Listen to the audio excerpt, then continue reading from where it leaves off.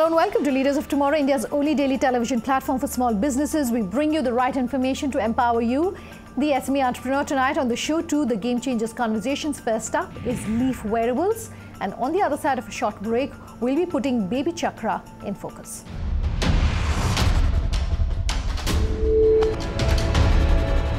Manik, thanks so much for your time with us here tonight. My first question is about Leaf Wearables. Just run our viewers through really what the company does.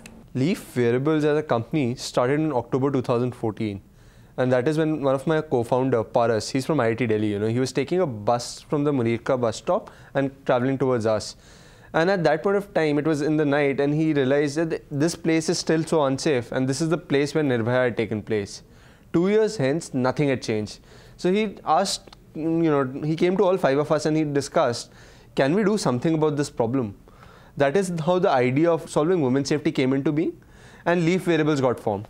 Manik, you're one of the very few startups that we've spoken with as well that have participated in the India-US Startup Connect program that was in the year 2015, I understand, in Silicon Valley. What was that experience like, and what's the journey been like since 2015 till now, over the past 3 years? It's been a tremendous journey. In 2015, we were still, just out of the college, a lot more hope on the heads, and everything was great and good.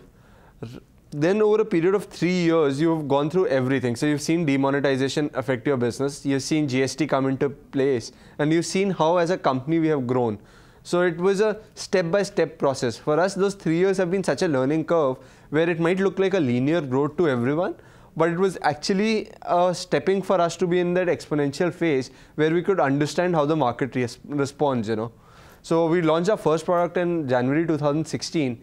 And since then, this is the third version which we took to X Prize.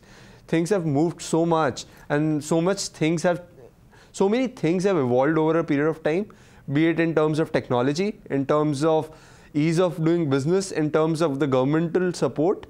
So I think it's been a phenomenal journey, and it's been a good ride. All right, just run us through Safer Pro, the product that you have. So the current product, right? It's a product which we realize has to be built completely without a smartphone, because in most of the cases, what happens is that the woman's smartphone is the first thing which gets taken away.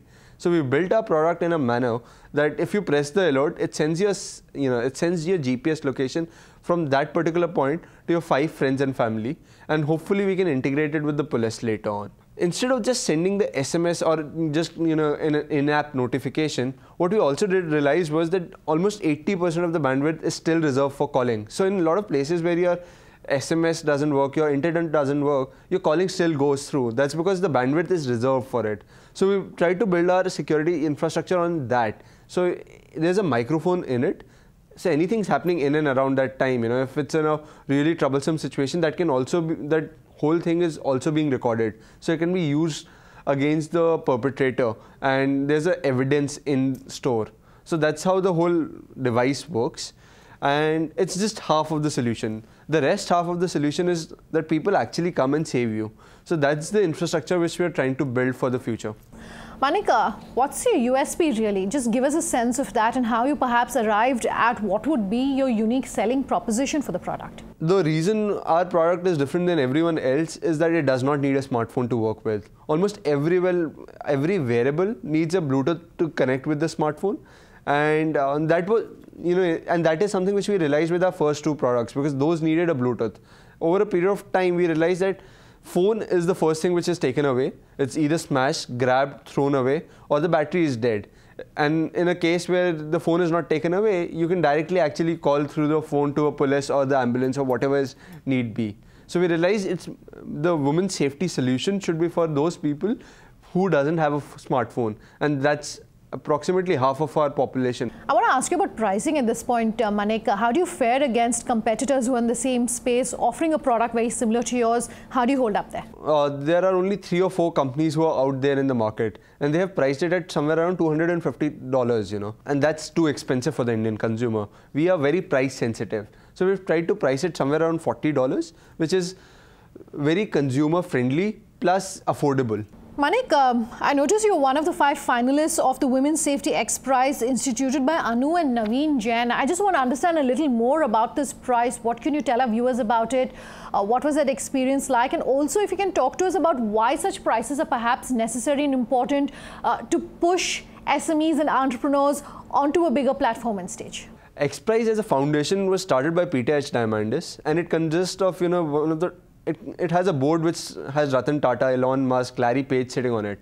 So it's one of the most esteemed boards where they decide that there's a prize they want to, there's a mission they want to accomplish, and they put a philanthropy on it. So X Prize, Women's Safety X Prize was, the idea got initiated and sponsored by Anu Jain and Naveen Jain, the philanthropy billionaire couples.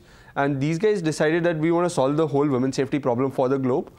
And it started in October 2016.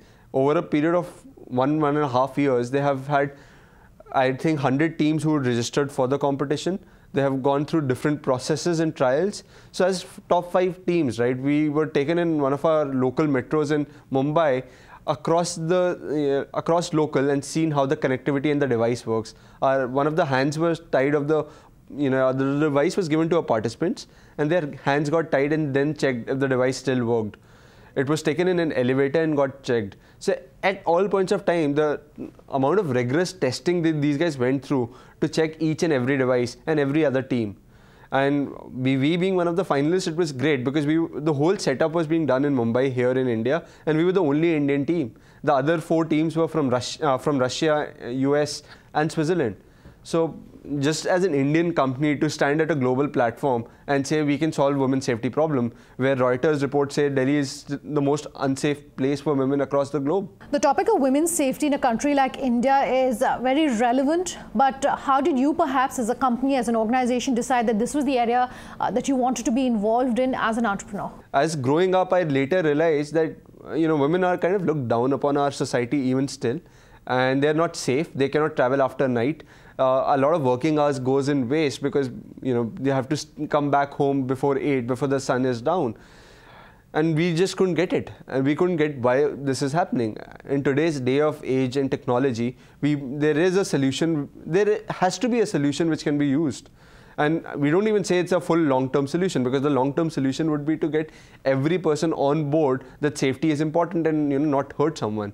It's a generational shift, but till then, there can be a lot of things in place where we can take from 60% women being unsafe to at least 10% women being unsafe. Manik, we were talking about Safer Pro earlier. Just run us through the technology that is involved in that product. So the technology is a threefold technology. We worked a lot more on location accuracy, because what happens is that GPS was technically designed for America. There's 2 other systems. GLONASS is for Russia, and there's one Chinese system too. India does not have its own satellite system yet. ISRO is planning to launch in the next couple of years, but till then that happens, there has to be a way where we can pinpoint and say which place to come to, at the time of danger. I mean, Uber and Ola have still not been able to do with the hardware they have in the smartphones. So we tried to use Wi-Fi triangulation. We tried to make sure that the whole device is as accurate as possible.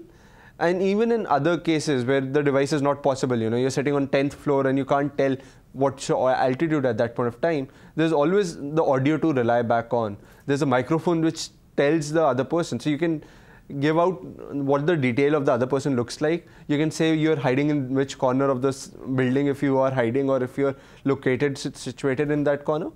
And that's how our technology is a lot different than everyone else.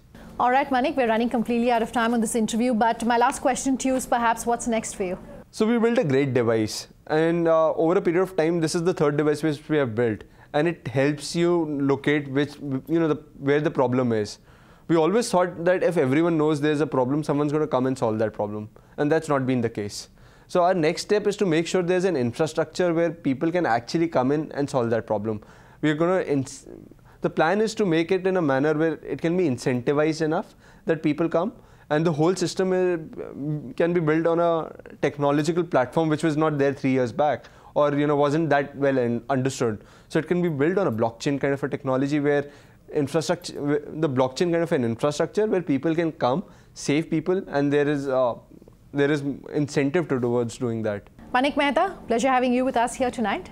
Thanks for this interview. Thanks a lot for inviting us and sharing our story. All right, time for a quick break. But on the other side, we'll be in conversation with Babychakra. That's our second The Game Changers conversation tonight. Just stay tuned.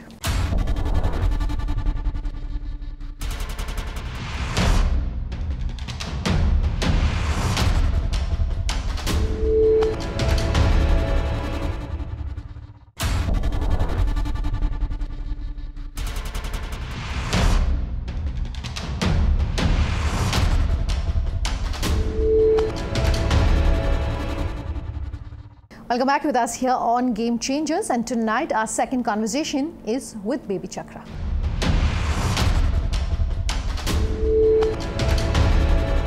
The market when it comes to advice and tips for young parents, expectant mothers as well as babies themselves is changing rapidly, especially because we're talking about the advent of technology and the kind of strides that it's making in this industry.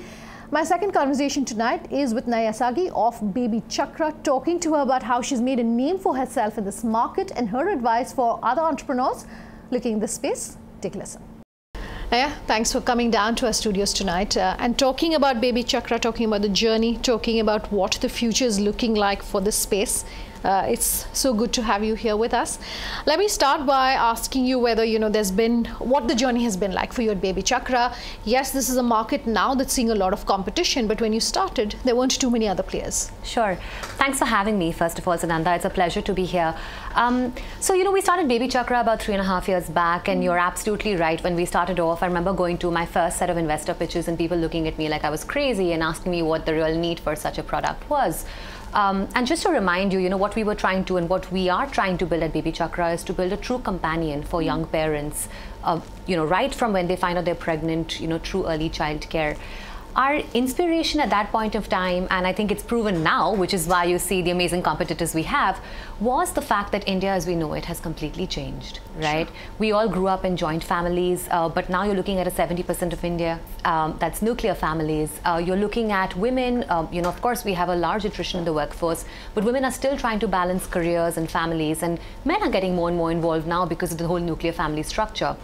As a result of which they're turning online, for information on parenting, on pregnancy. But what you see out there is very either westernized. So, you have a lot of American resources, and you have very few, very sort of, loosely contextual Indian resources in Indian languages, sure, solving for Indian problems, right? So if a Gujarati mother wants to raise her child a certain way, she wants specific information to her region, to her community, right? And that's not available, for instance. So that's pretty much the problem we set out to solve, to help parents make the right choices based on their locality, their context, in an India that's fast evolving, in languages that they're most familiar with. Okay, so yours is essentially a platform that's connecting those who have a service to sell with parents who are looking for a particular service, including reviews, etc. That's part of what we do. So sure, if I look at what Babychakra is, it's an ecosystem, right? So you enter when, for instance, you're pregnant, and, you of course get amazing content, and you get an amazing community of like-minded people and experts who can guide you through the journey.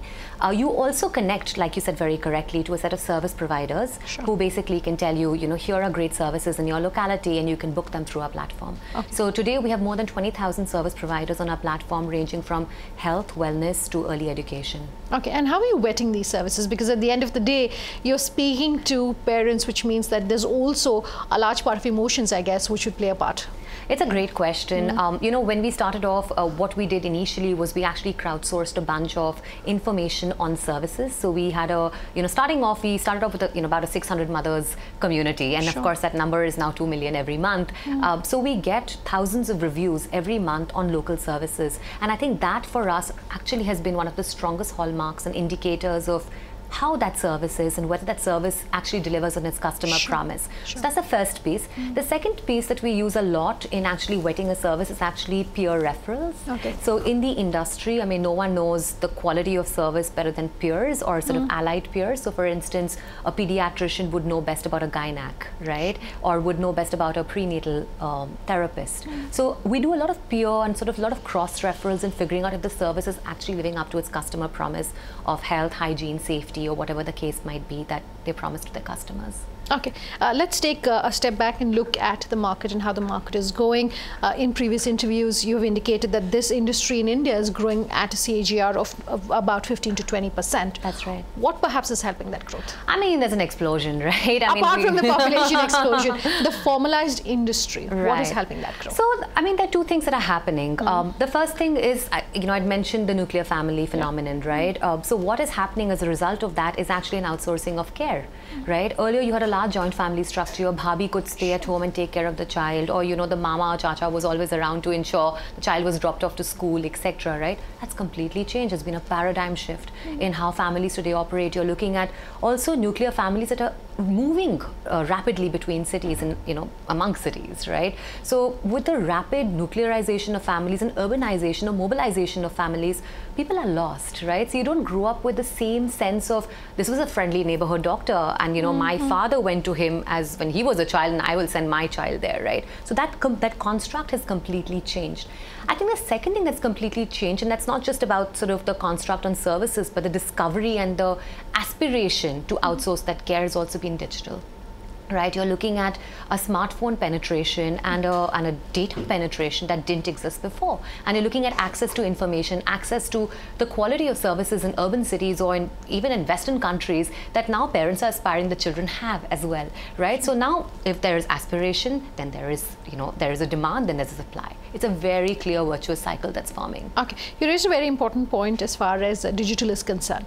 So for a service like yours, are you seeing a wider market now beyond just the metros? Are tier 3 and tier 4 parents also logging in? And if yes, what perhaps is the share of revenue that you're seeing from outside of metros? It's a great question. So, just to sort of what has actually taken us by surprise as well, Sananda, has been the fact that 65% of our audience is actually from tier 2 and tier 3 towns on Babychakra, right? Which is complete paradigm shift from when we started off.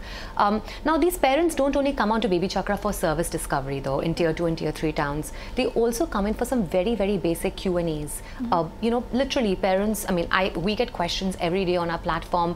I just found out that I'm pregnant. What do I do next? Basic 101 questions to saying that, my doctor has, shared the scan with me and has suggested that I, may not be able to carry the child full term, right? For emotional support or psychological support, or even like over time, health and wellness support, right? So these are the kind of questions we're seeing come up on our platform. So if I think about the construct of Babychakra as well, it is today that we're truly living up to our mission of being a companion in more ways than one. It's not just service discovery, which is where we started off with.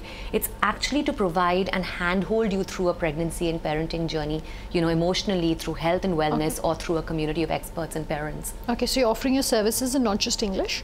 Yes, so parents use us in more than 25 languages, but we have a native Hindi app as well.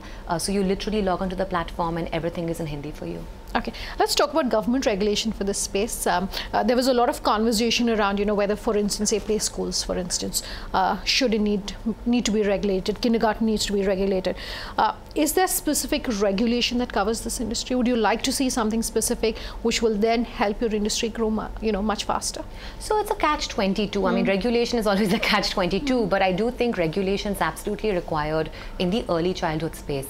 If you think about the fact that you're trusting a third-party service provider with your child, you're looking at health, hygiene, safety issues, staff issues, right? You're looking at models, and today there are lots of players who are scaling rapidly.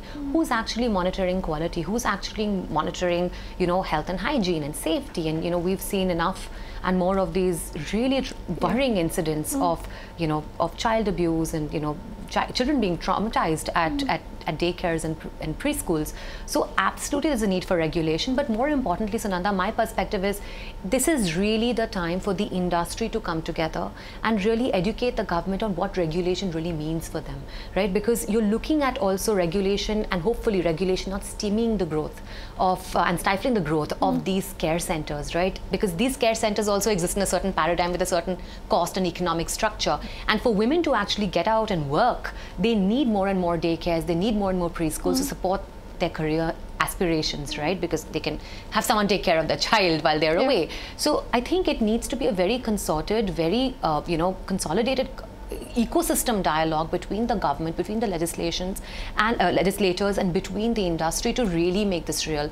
I'm not sure if that is happening today. I think that is the missing piece of the puzzle that we need to solve for. As we're winding down this conversation, I also want to talk to you about the fact that you're a very young entrepreneur. We talk to a lot of young entrepreneurs on the show to say, has age been perhaps a benefit, or has it come in the way of you maybe, getting investors, for instance, to take you seriously? What is your experience been? So I'm glad you called me a young entrepreneur. It's very flattering. But I've been in the industry for the last 4 years now, 3.5, 4 years, and it feels like a lifetime. I think startup life is like decades, right? Each year is a decade. I won't say it's been an advantage or a disadvantage either way. I think again, business speaks, right? If you're pitching and you know your stuff, and you've kind of been there, done that, been on the ground, talked to your customers, seen your product evolution, know what's working, know what's wrong. It works, right? I mean, I think that's really what investors want to hear from you. And when I think back to the pitches I didn't do well, it was when I wasn't prepared. I didn't know my numbers, or I probably didn't anticipate what that investor's investment philosophy was, right? So I think it's completely dependent on you as an entrepreneur, and I think your team, your traction, your product, and your customers, right? They are the ones who basically make you successful. Okay, I want to talk about branding. I understand that you largely look at referrals and you don't look at, say, paid for advertisements. Why is that? How has that worked for you? It's worked really well. About 80% of our traffic, of our user base, has been organic so far. I think in our sort of an ecosystem where you're looking at parents, young parents, or you're looking at even service providers, organic is the way to go. It's also a very, very strong indication of product market fit, right? Which is something as an entrepreneur you're constantly watching out for, right? Whether what you're building is even meaningful and adding value.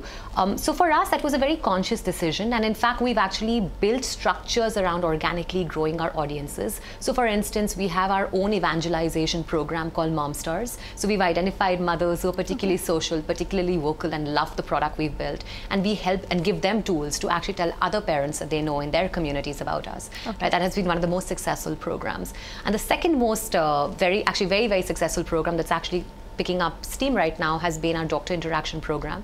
So we've been tying up with more than 2,000 doctors, pediatricians and gynacs across Bombay and Delhi and Bangalore. And doctors are basically now recommending Babychakra as a platform to young parents, right? So it just goes to show that you do need a set of champions and evangelists, and nothing you do by way of paid marketing can compensate for them. Okay, so my last question to you then, perhaps what's on the radar that you want to leave our viewers with in terms of something exciting at Babychakra? So lots of exciting stuff happening at Babychakra every day. But broadly, I think we're very, very clear strategically on where we're headed as a company. And I think that clarity has taken us some time to come to, because the market is dynamic and our customers' choices are fast moving, right? But broadly, we've realized then, what we're working towards is to be a companion to every Indian family. And in meeting that mission, there are 3 things that come out very strongly, right? So vernacular and video, right? And visuals. So what we are trying to do now is moving away, and, currently Babychakra might still come across as very text-based as an interface. We're trying to move away to a paradigm that is much more video, that is a lot more visual-based, a lot more voice-based, right? So basically, we want to cut across language barriers. We want to cut across any barriers of just understanding the information we're putting out there, and helping create a place where we have the least friction for our audiences to really absorb that knowledge and learn on how to be the best parent they can be. Okay. I mean, that is really what we're moving towards, and that's really the mission we're trying to build to. Okay, and wish you all the best for that. Thanks, Ananda. Thanks for coming by. Thanks. All right, completely out of time. If you want to be featured here on the show, like either of our 2 companies tonight, here's how you get in touch. leadersoftomorrowtimesgroup.com is our email ID. On social media, tweet at me personally at Sunanda_J, or our official Twitter handle, LOT_ET Now. Get in touch with us on our Facebook page, Leaders of Tomorrow on ET Now. Thanks for watching. Have a good night.